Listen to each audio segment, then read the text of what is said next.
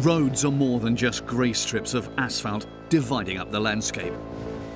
All over the world, roads are communication routes, linking important places. They can be seen as the prerequisite for human coexistence. It was only through the construction of roads that trade and travel became possible. For centuries now, roads have been a rich source of tales and history, but some of them harbour dangers, death, and a lot of human suffering. Worldwide, in the 20th century alone, some 35 million people lost their lives on roads, and a further 1.5 billion were injured. What this man says applies to far too many routes.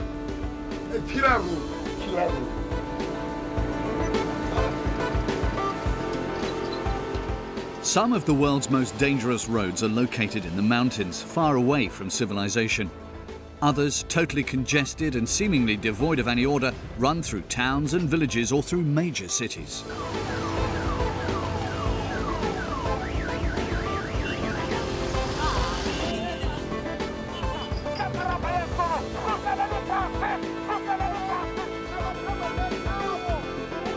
Some roads were built under appalling conditions by slave labourers and prisoners of war. Others are even in the grip of evil spirits, which, so the locals believe, kill travellers. Roads overcome mountains and force travellers to look down into chasms, or they bridge them. Roads are the arteries of humankind, its cities and its economies. Anyone travelling on roads where death stalks is taking a great risk. But usually, there is no alternative.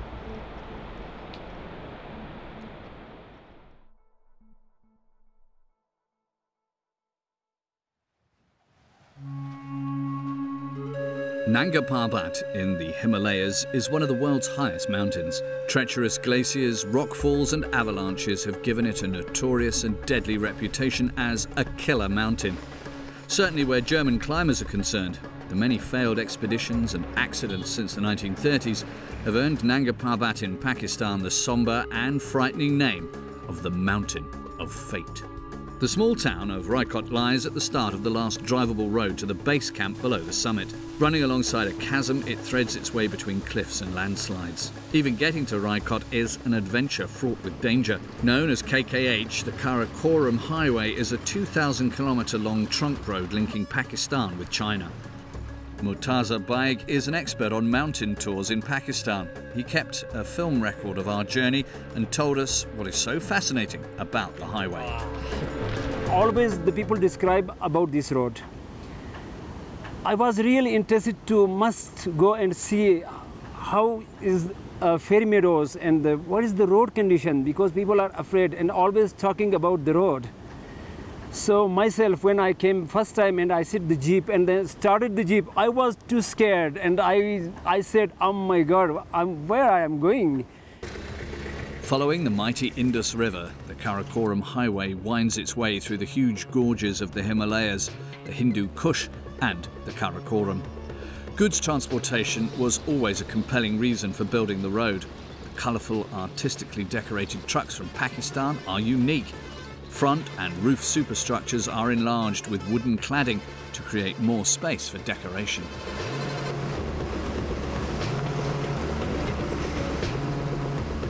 The term Karakoram Highway is actually a misnomer because the road is rarely well built, let alone multi-lane, and it runs straight through towns and villages.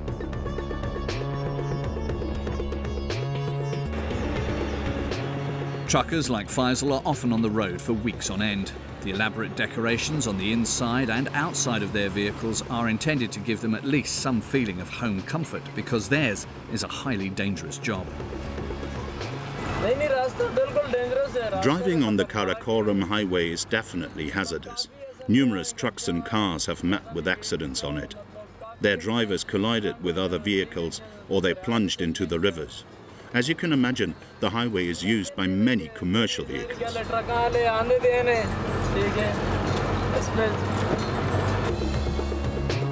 Often, fathers, sons, brothers and uncles take over from one another at the wheel because whole families work in the transport business. It's a tough job, but the €240, which Faisal earns every month, put him in the middle-class bracket. Hundreds, indeed thousands of trucks like this struggle along between steep cliffs and chasms every day.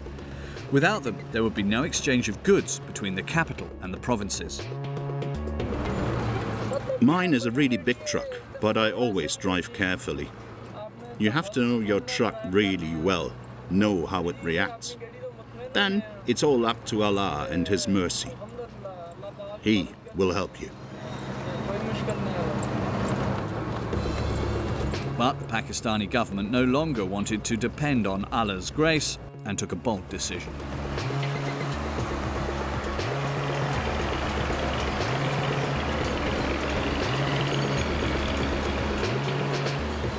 So for several years now, there's been a new pass road over the mountain.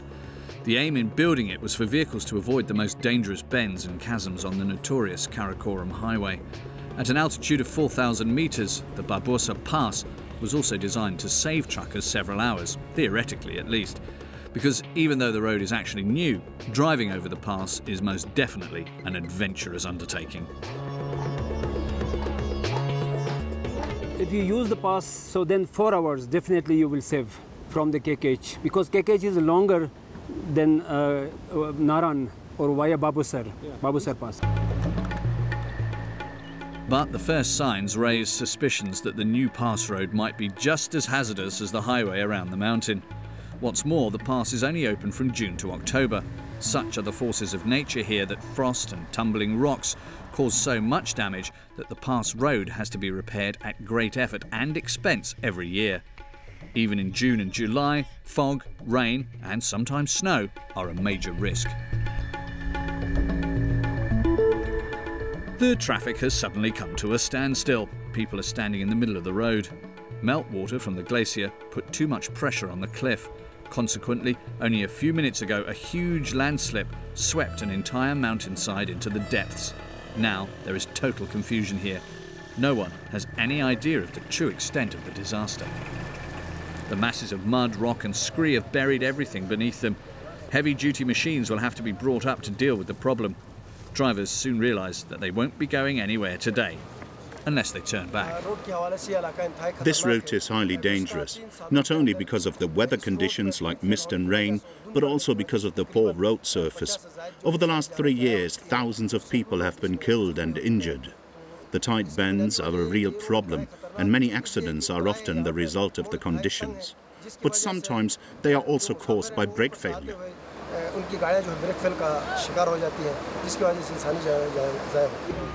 Soon there's a rumour that the pass road will be open again during the night. A bulldozer has appeared from somewhere or other and begun to clear the rubble. Small groups have formed. Drivers are chatting about what they've seen and heard and discussing what can be done.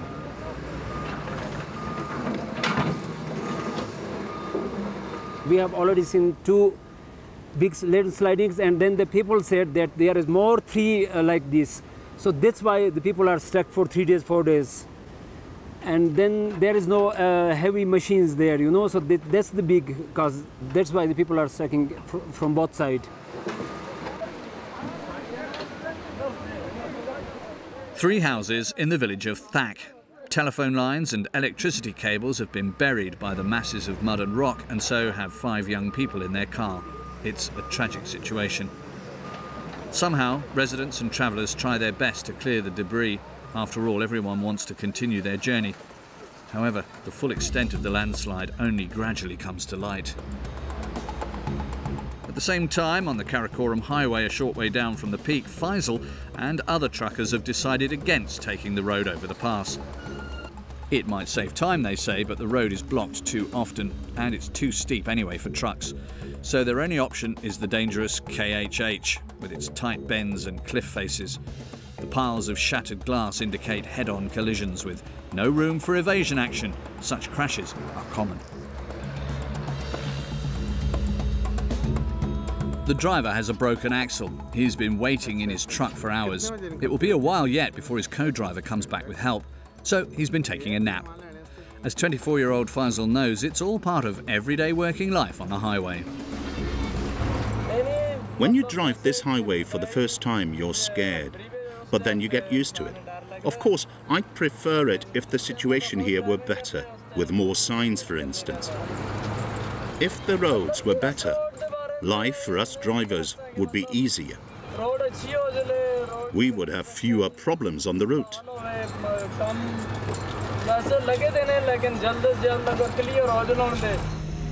Faisal has been on the road for 5 days now, transporting spare parts and cables to the area along Pakistan's border with China.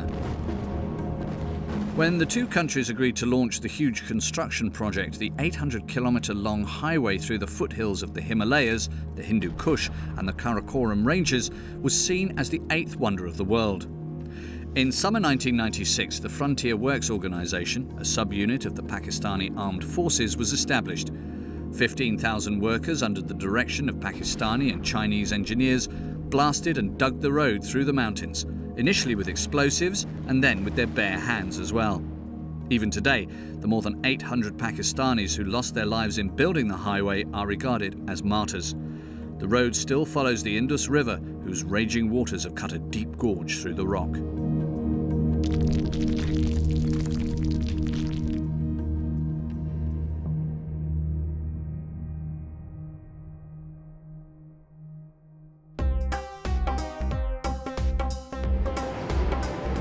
Raikot is a quiet town right on the highway.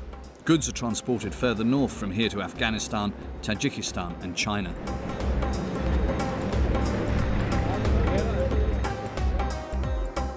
The climbers hoping to conquer Nanga Parbat take an easterly approach. In Raikot, they get into one of the brightly coloured jeeps which were left here in the 1970s by the American military. In Raikot, extreme sports people, mountaineers and Pakistani tourists all rent a jeep with driver because they are the only vehicles able to cope with the road to the Fairy Meadows base camp.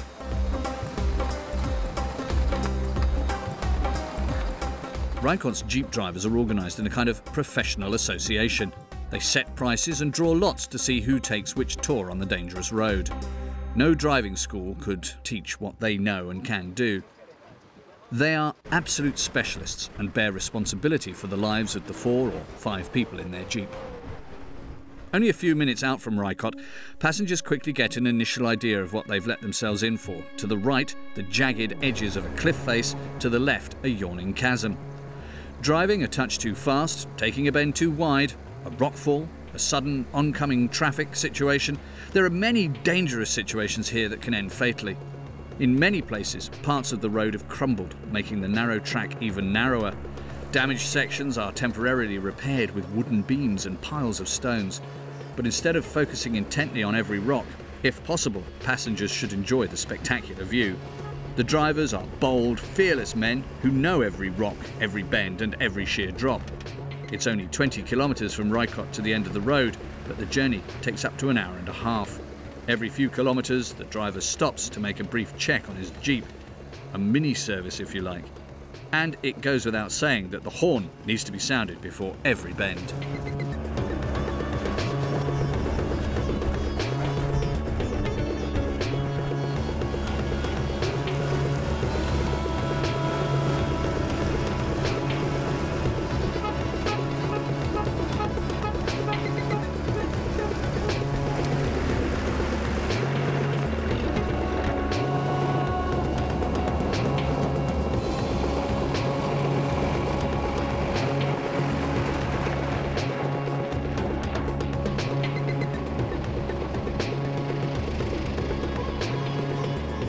The jeeps are only ever driven in first or second gear, so before setting off, each driver always attaches 2 or 3 bottles of water in front of the radiator grille. Because of the low speed, the virtual absence of headwind, the gradient and the heavy weight, without additional cooling, the engines would quickly overheat. Great demands are also made on the springs and suspension. If necessary, a few taps with a rock solves any problem. After a brief check on the wheels and tyres, the journey continues.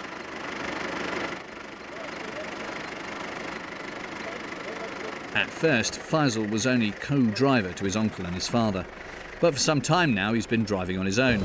His gaze is always fixed on the road. The situation here calls for total concentration.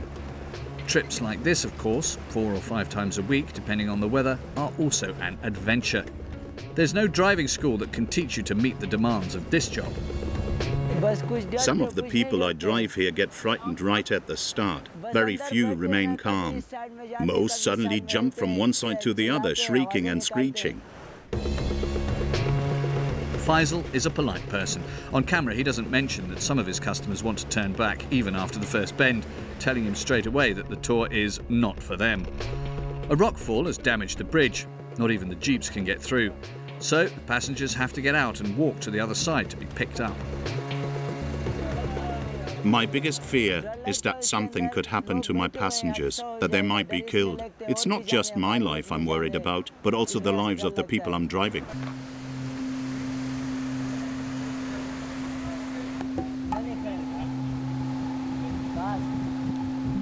These tourists from South Korea have returned from a trip stressed out. They tried to reach the Fairy Meadows base camp, but the physical effort proved too great. On the other side of the bridge, other jeeps are waiting to take the climbers and a few villagers to the last settlement that can be reached by vehicle.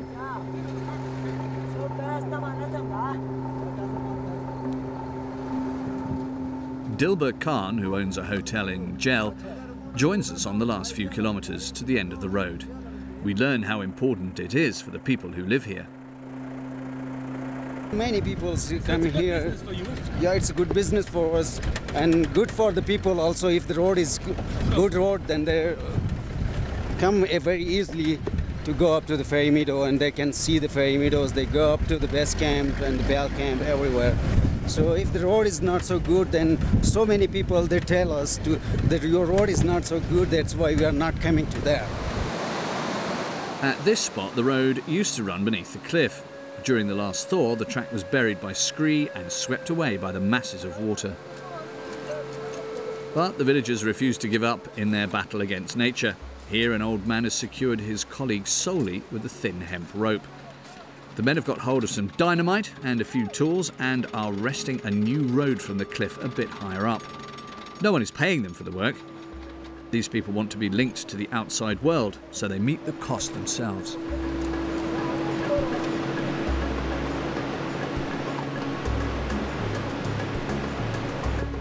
For the time being, anyone wanting to get to the base camp on Nanga Parbat has to negotiate this 50-metre section on foot. Hang on tight, the locals advise, and don't look down. For the foreseeable future, the road from Raikot to Fairy Meadows will remain what it is today, a highly hazardous route to Nanga Parbat, the killer mountain. Anyone wanting to scale this notorious peak has to continue from here on foot, or perhaps on the back of a mule.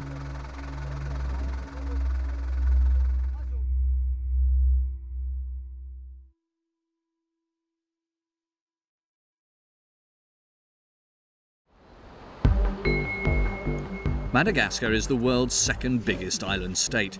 Although it's more than 1.5 times the size of Germany, Madagascar has a population of only 23 million. Some of the roads in its network of 32,000 kilometres are breathtakingly beautiful, but others are full of adventure and fairly dangerous. The notorious National Route 5, the RN5, is the worst of all. On this road, people and material soon reach their limits. Tantali Razanamaro is a professional chauffeur on Madagascar. He runs his own transport company. Tantali has 3 employees, but when his clients want to travel north on the RN5, he usually drives them himself. He knows that before starting out on his next trip, there are a few things he needs to think about, because there is a lot that can go wrong along the way. Praying isn't enough. I have to prepare properly for the job. I must also be ready in my mind and in good shape physically. Praying isn't enough. That won't make the road any better. It's 4 a.m. in Soani Irana Ivongo, a coastal town on the RN5. It's not yet dawn, but drivers and passengers are already preparing to take the ferry across the bay. The road continues on the other side, but there it is no longer paved.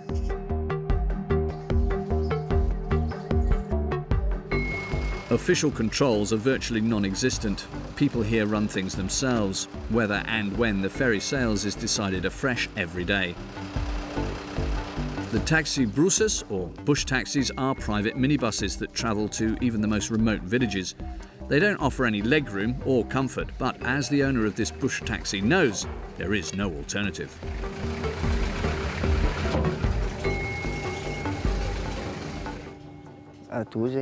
I've been driving the RN5 for 2 years because I ask a higher fare and can make more money.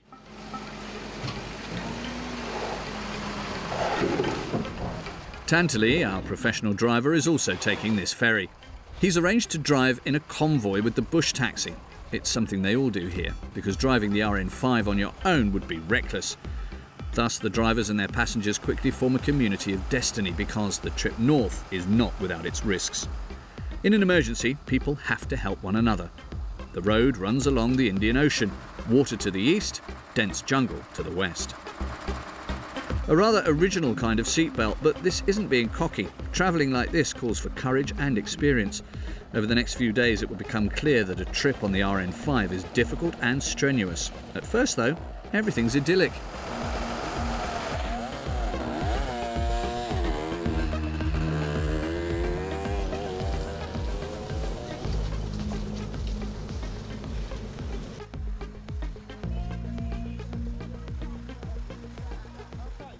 When Madagascar's president came to power in a coup in 2011, two things seemed particularly important to him: printing new money and building roads.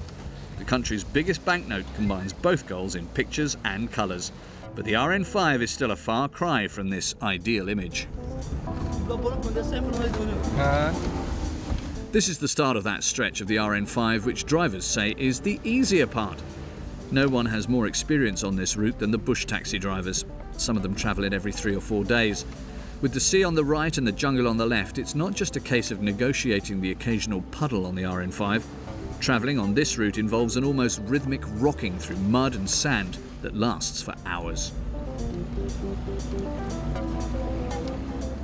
Tantali knows that if he decides to drive through here, he has to keep his foot down, even if water is washing over the hood or getting inside the vehicle.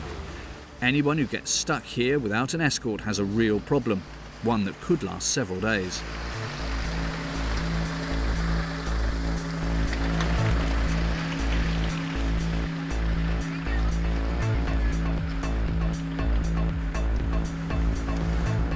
The lads on the roof keep a lookout for sharp rocks in the murky water that could damage the tyres or the underbody.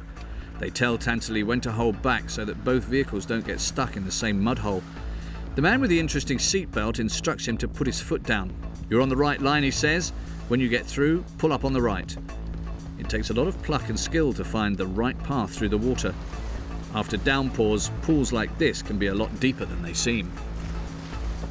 Tantali is a professional driver, but he doesn't know this stretch as well as the taxi lads, so he's glad that they're driving ahead of him. And so the two off-road vehicles plough their way along the RN5, heading further and further north towards Maranana.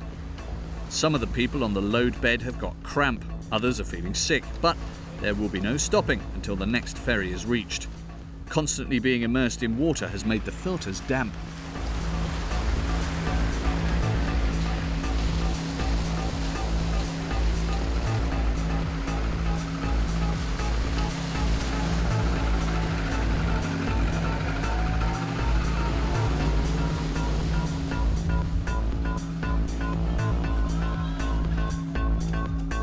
So every few hours they need to be removed and dried, but time is getting short. If they miss the ferry, they'll be stuck here. So everyone lends a hand as best they can, because often even some of the passengers prove to be good mechanics. As soon as the engine compartment is more or less free of water, the journey continues.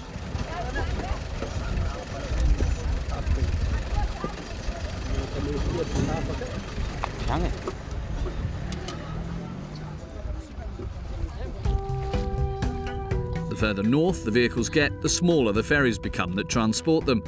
Pedestrians, motorbikes and bicycles are rowed across.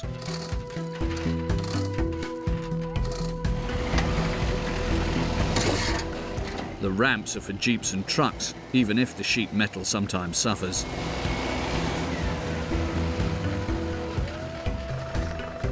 The main ferries are financed by the state. But here, money still changes hands. It's better to put your hand in your pocket if you want to make absolutely sure of getting across before nightfall. Apart from the bush taxis and Tantali, 2 trucks are also travelling on the RN5. Hasim transports clothes from the north to the capital and often sits behind the wheel for 16 hours.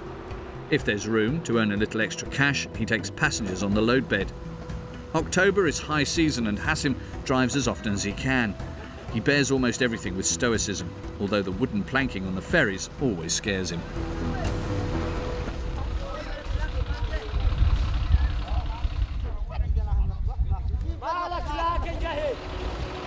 At some point, when you no longer think it possible, the water holes and sand tracks come to an end.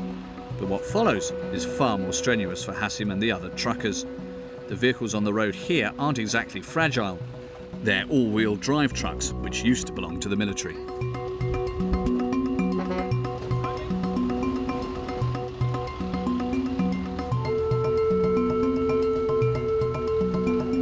Time and again, people carrying spades appear as if from nowhere to, let's say, do a little work on the RN5. According to the drivers, the holes they fill in during the day were dug during the night by the very same people.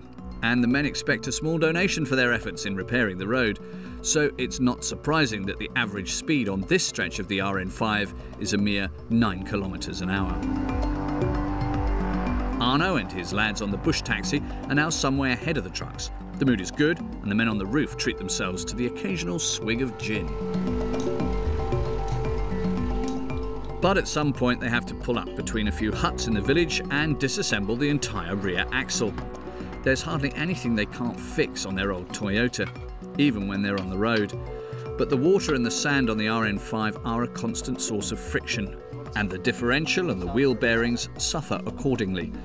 Arno still doesn't know exactly what the problem is, but the unmistakable grinding noise gives him a very good idea.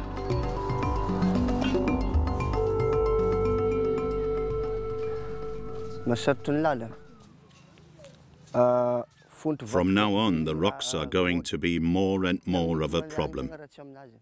If the damage is serious, it'll have to be fixed here. The car has to be in good shape, otherwise we won't make it.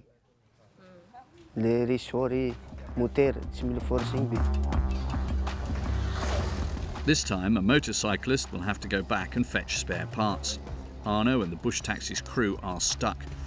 No one can say how long the motorcyclist will take because he's on his own and will have to ask along the road to see if he can get hold of any used spare parts.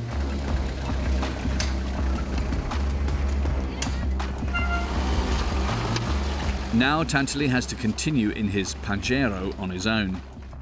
He's been instructed to pick up the member of a development aid organisation in a small village a good 40 kilometres from here, but it's doubtful whether he'll make it by the end of the day.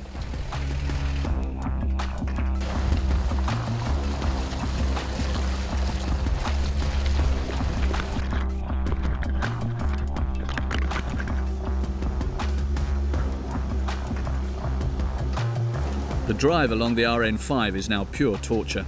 In fact, travelling like this can't really be called driving. It's more a case of slipping and sliding, floundering and weaving.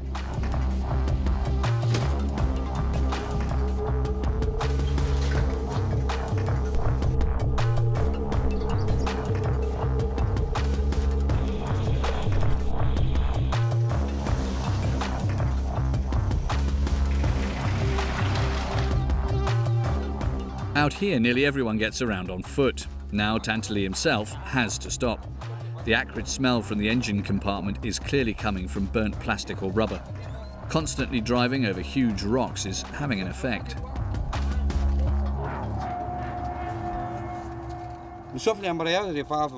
You have to keep putting your foot down and driving at high revs.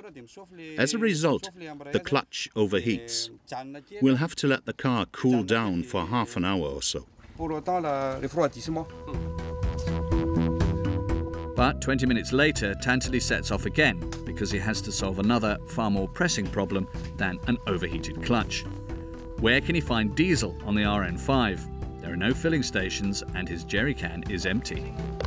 Tantali knows of a dealer who sells diesel, but there is a risk involved.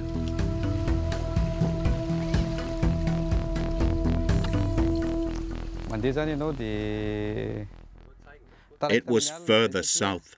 We were forced to travel at night and were attacked. When we saw the robbers, the people in the taxi panicked.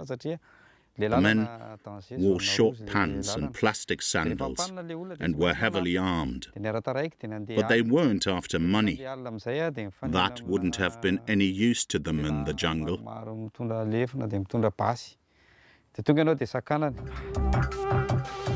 Around midday, the sun disappears and it starts to rain. For kilometre after kilometre, Tantali battles on through the mud.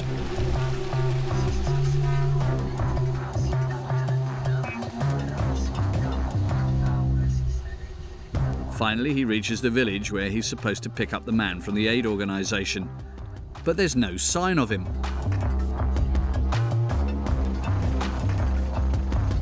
It's not been a good day for Tantali. The repairs have cost him a lot of time and money. He decides to turn back and spend the night in a nearby village. He'll wait a day or two and hope that his customer has only been delayed. That happens. Above all, anyone who is out and about in northern Madagascar needs time. Lots and lots of time.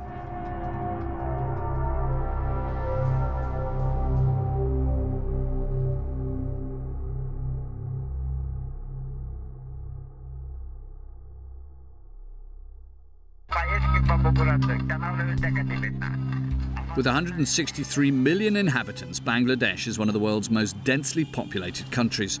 Travelling on the roads here is a real challenge, and the chaos and constriction of Dhaka, the capital, are only the beginning.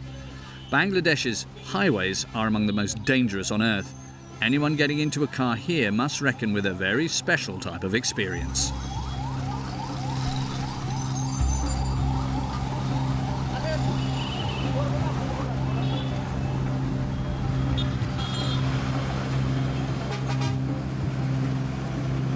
Here in Bangladesh, The first time I drove my own car here in Bangladesh, I thought I was in a madhouse. Adam Dala is a journalist, film producer and newscaster with Bengali television channel ITV.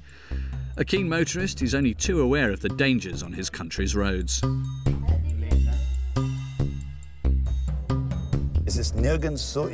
Nowhere is it more difficult and frustrating to drive a car than here in Bangladesh. Good evening, you're watching Independence News. I'm Adam Dala. Before we go into the details for the evening, let me give you a couple of headlines. Theoretically, you can drive here without sounding your horn, but that would be pointless. In Bangladesh, anyone who doesn't pump their horn is simply not part of the traffic scene.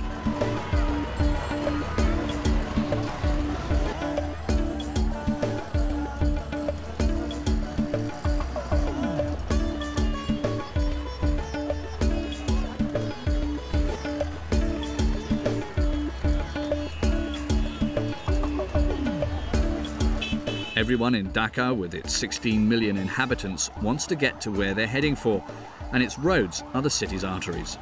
But the highways in the north and south of the country in particular are full of dangers which pose a threat to life and limb. Adam Dala travels to the TV studio in Dhaka by car.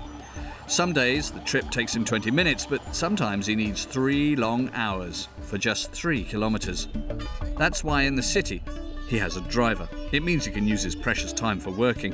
Out on the highways, Adam prefers to take the wheel himself, but what exactly is a highway in Bangladesh? Here, a highway is simply a road between two towns. It has nothing to do with a real highway. The dangers presented by these so-called highways soon become obvious. Driving here is like constantly being part of an action film. This is typical of many places in the country. Just one lane in each direction, and often 2 lanes quickly become 3 or 4, creating a very tight situation.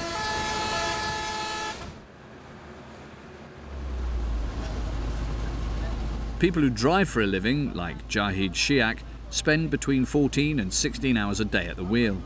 Jaax works 6 days a week. With an income of just 72 euros a month, he belongs to Bangladesh's middle class.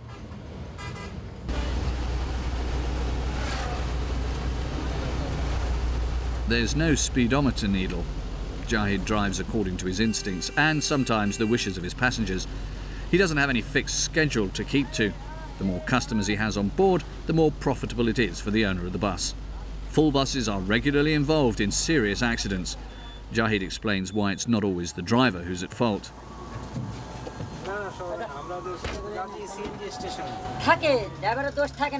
With many accidents involving buses, it's not always the driver who is to blame. Especially in the mornings when I start work, people pile in and start shouting at me. Get a move on, man, we're late. If you don't put your foot down, we won't get to work on time. Passengers often complain that I'm not driving fast enough.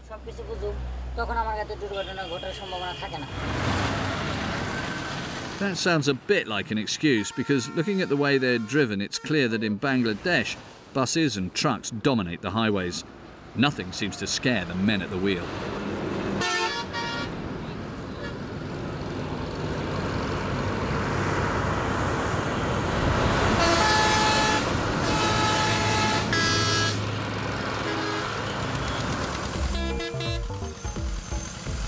A Nozimon is a vehicle for the little guy, a homemade contraption powered by a boat engine, because marine diesel is cheaper.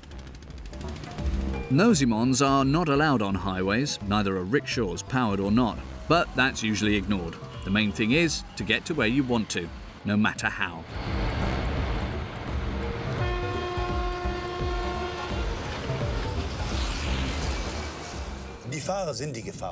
Drivers here are one of Bangladesh's dangers. As you can see, the road itself isn't bad, but people just drive anywhere they want. Overtaking is an everyday occurrence, especially overtaking in the wrong places. When I'm on this side of the road, it can happen at any time that a vehicle from the other side, it might be a car or a truck, is suddenly coming forward in my lane, and the driver doesn't plan to stop. So I have to get out of his way. Very often, I have to veer onto the verge to let him through. Otherwise, of course, we'd collide head-on.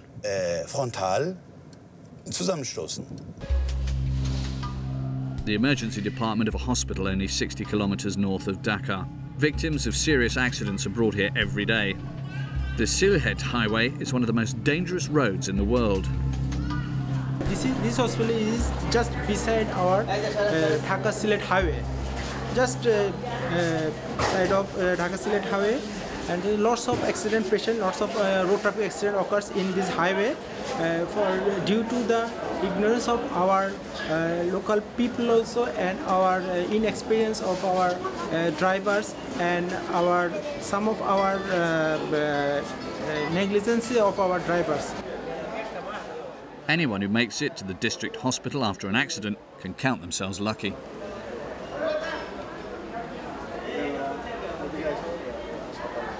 I have faced a lot of road traffic accident patient and road traffic accident and the injured patient, because I am working here last 10 years, and I am also a cardiologist, and I am in charge of this hospital, resident medical officer, and we have faced a lot of road traffic accident, not only for daytime but also at night time also. And there is when there is an accident occurs, road traffic accident, he has multiple injuries. His head injury, his epistaxis, his fracture, his abdominal trauma, chest trauma with respiratory distress. Whether an accident victim survives doesn't only depend on doctors' skills. Often it simply depends on getting to hospital at all. That's because ambulances do not enjoy right-of-way here. Indeed, their drivers complain that only a quarter of the people on the road have any idea what a siren or flashing blue light means. When buses collide head-on, we often have 40, 50 or 60 injured people to transport. But there are only 10 ambulances in the entire district. So we always have to hire private buses and cars to get accident victims to hospital. Otherwise, we could never help everyone injured in a major crash.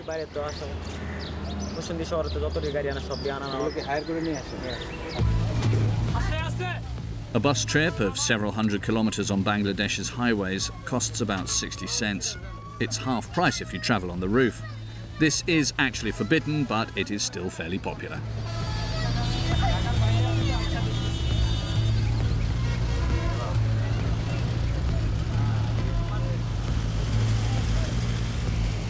"26-year-old Jaax has been driving a bus in the chaos on the highways for 7 years. He knows that in a serious traffic accident he could be killed outright. But even if he survives a major crash, his life can still be in danger. Even if I'm not responsible for an accident, people will still come and attack me. Often, they don't even understand exactly what has happened. But in their eyes, anyone driving such a big bus must be to blame. Bus drivers are so scared that they run away at once, because after an accident, the angry crowd can even set fire to a bus. If a rickshaw or a car collides with a bus, people on the street blame the driver of the bigger vehicle, and that's the bus driver.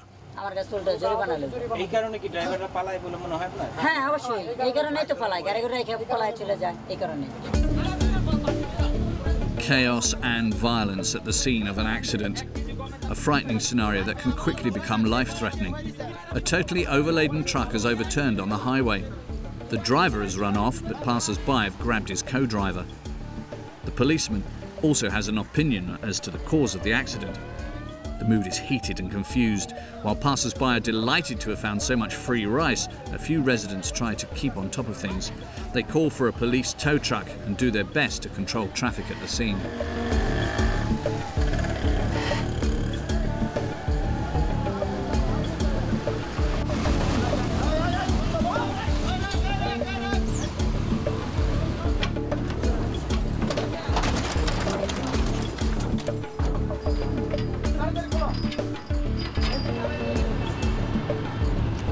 Soon, everyone is bustling on the Dhaka-Chittagong Highway once again. Trucks, buses, rickshaws and all kinds of homemade vehicles. Pedestrians with and without animals are also getting off again. The fact that drivers on the highways are often under great time pressure and spend far too long at the wheel is only part of the problem. The fact is that they rarely shy away from danger, drive far too fast and risk the lives of their passengers. Near accidents are so common that no one here gets excited. The following scene too can happen time and again on some of Bangladesh's highways. Work elephants from a nearby construction site also use the highway and sometimes change direction unexpectedly. Their owners are on their lunch break. With nothing to do, they set off along the road to earn a bit of extra cash.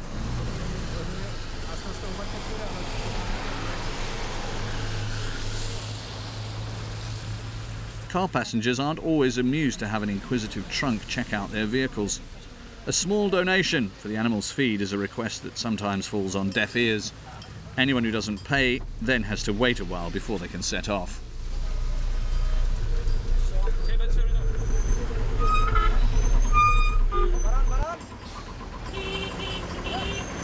Elephants get especially annoyed when their owner gives them a kick behind the ears. That's something you've also got to be prepared for. On some of Bangladesh's highways, virtually anything can happen.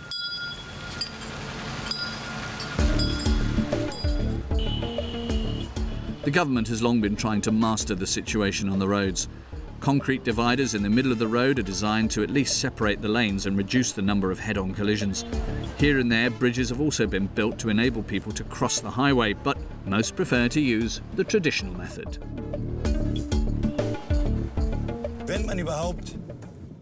Anyone who wants to know the exact meaning of the word chaos should come to Bangladesh and experience the traffic conditions.